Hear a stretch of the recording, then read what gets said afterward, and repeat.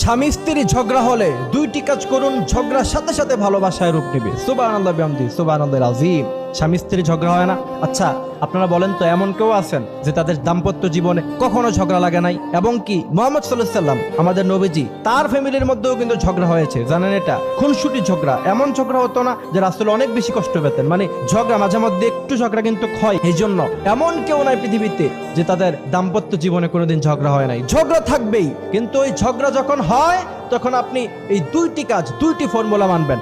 প্রথম নাম্বার যে ফর্মুলার কথা বললাম, খুব ভালোভাবে খেয়াল রাখবেন। স্ত্রী যদি রেগে যায়, স্বামীকে অবশ্যই সেখানে ছাড় দিতে হবে। অথবা কোনো কারণে যদি স্ত্রীর উপর কোনো স্বামী প্রচন্ড পরিমাণে রেগে যায়, অবশ্যই তার স্ত্রী তাকে ছাড় দিয়ে কথা বলতে হবে, তাকে বোঝাতে হবে, তার কাছে ক্ষমা চাইতে হবে। দ্বিতীয় নাম্বার, স্বামী স্ত্রী ঝগড়া হয়েছে, বন্ধু বান্ধবের কাছে শেয়ার করবেন না, বান্ধবীর কাছে শেয়ার করবেন না, অথবা আপনার ফ্রেন্ডের কাছে শেয়ার করবেন না। তখন কি হবে জানেন? আপনাকে উল্টা বলবে, আরে কত মেয়ে পাবি জীবনে, ছেড়ে দে। আর